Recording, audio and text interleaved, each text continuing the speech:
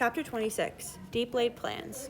In the morning, we got up at daybreak and went down to the cabins to get the pet dogs and make friends with the man that fed Jim, and if it was Jim that was being fed.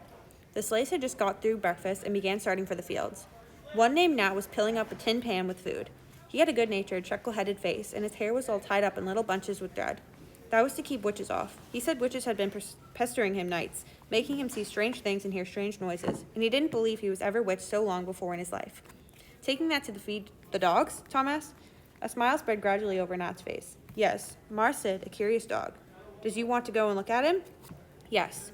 I nudged Tom and whispered, You going, right here in daylight. But he just went along. Then we go in the cabin. We could hardly see anything. It was so dark. But Jim was there, sure enough, and he sung out. Why, Huck, and good land, ain't that Mars, Tom? Nat busted in and said, Why, gracious sakes, did this here runaway know you, gentlemen? I had expected it. I didn't know what to do, but Tom looked at him kind of wondering and said, I don't reckon he does. What put that into your head?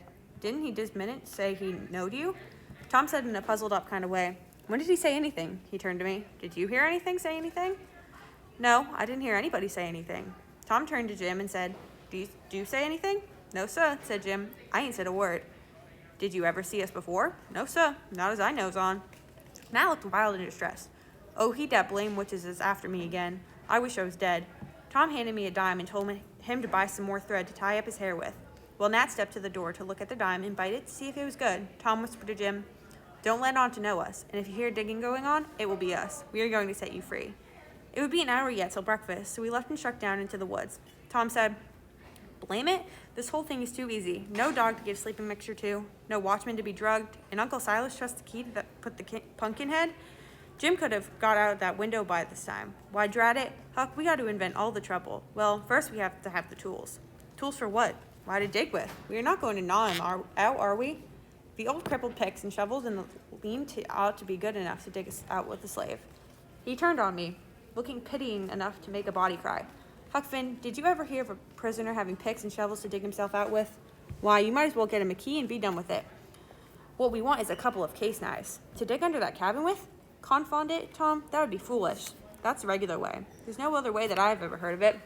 I've read all the books that tell about these knives, these things. They always dig out with a case knife, and not through dirt, mind you, but generally through solid rock. And it takes them weeks and weeks. Why, look at that prisoner in the castle of Death. That dug himself out that way. How long was he at it? I don't know. Well, guess. A month and a half? 37 years. And he came out in China. Jim wouldn't know anybody in China. What has that got to do with it? All right. I don't care what he comes out. So as he comes out, Jim won't either, I reckon. But Jim is too old to be dug out with a case knife. He won't last. Yes, he will last, too. It won't take 37 years to dig through a dirt foundation. How long will it take, Tom? Well, we can't be as long as we ought to. Uncle Silas will hear from down there by New Orleans that Jim isn't from there. Then his next move will be to advertise Jim. Well, I'll mosey in and snatch a couple of case knives. Snatch 3 of them. We need one to make a saw out of. Tom, I said, there is an old rusty saw blade sticking under the weather boarding behind the smokehouse. He looked kind of weary and said, Run along now and snatch the knives, 3 of them.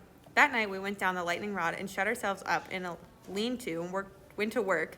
We cleared everything out of the way along the middle of the bottom log of the cabin. Tom said that place was right under behind Jim's bed, and we dig in under it. When we got through, the hole wouldn't be seen in the cabin because Jim's bed cover hung down to the ground. We dug and dug with case knives till almost midnight. Our hands got blisters, and yet you couldn't see what we had done anything hardly. At last I said, This is no 37-year job. This is a 38-year job, Tom Sawyer. Tom sighed, and pretty soon he stopped digging. We got to dig him out with picks, and let on we do it with case knives. Give me a case knife. He had his own by him, but I handed him mine. He flung it down and said, Give me a case knife. At first I didn't know just what to do. Then I thought, I handed him a pickaxe. He took it and went to work without saying a word. Then I got a shovel, and we picked and shoveled, turned about for about a half an hour, which was as long as we could stand up. But we had a good deal of a hole to show for it. I went in through the back door. When I got upstairs, I looked out the window and saw Tom doing his level best to climb up the lightning rod.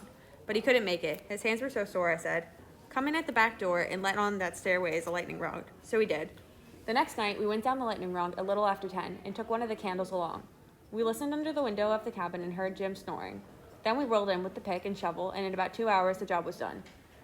We crept in and pawed around and found a candle and lit it. Then we woke Jim up. He was so glad to see us, he almost cried. He called us honey and all the pet names he could think of. Tom told Jim not to be the least afraid, because we would see he got away, sure. Then Tom thought of something. You got any spiders in here, Jim?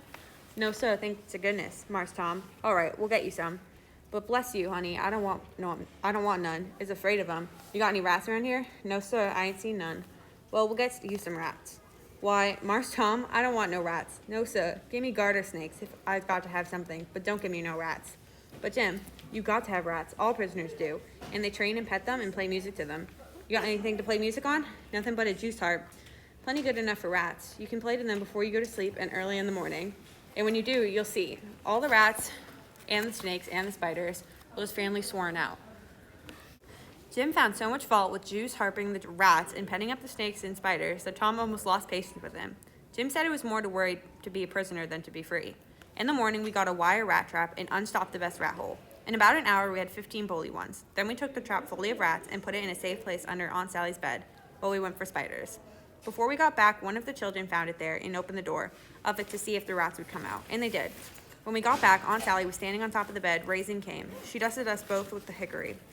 We got a splendid stock of spiders and bugs and frogs and caterpillars. We almost got a hornet's nest, but we didn't. The family was at home. We got some garter snakes and put them in the bag and took it to our room. When we went back upstairs after supper, there wasn't a blessed snake there. They had worked out of the bag somehow and left. There was no real scarcity of snakes about the house for quite a spell. You would see them dripping from the rafters, and every now and then one landed in your plate or down the back of your neck. Every one of them was handsome and striped, and there wasn't any harm in a million of them. But that made no difference to Aunt Sally. Every time one of them flopped down on her, no difference what she was doing. She would just lay her work down and light out. You could hear her whooping to Jericho. If she turned over and found one in bed, she let out such a howl you would think the house was afire. I never saw such a woman. Why, it was a week before she was over it. You could touch her on the back of her neck with a feather, and she would jump right out of her stockings. We got a licking every time one of our snakes got in her way. I don't mind the lickings, because they didn't amount to anything, but I minded the trouble we had to lay in another supply of snakes. But we laid them in, and never saw a cabin as lively as Jim's was. He said that between the spiders and rats and the snakes, there wasn't room for him. He said if he ever got out this time, he wouldn't be a prisoner again for a salary.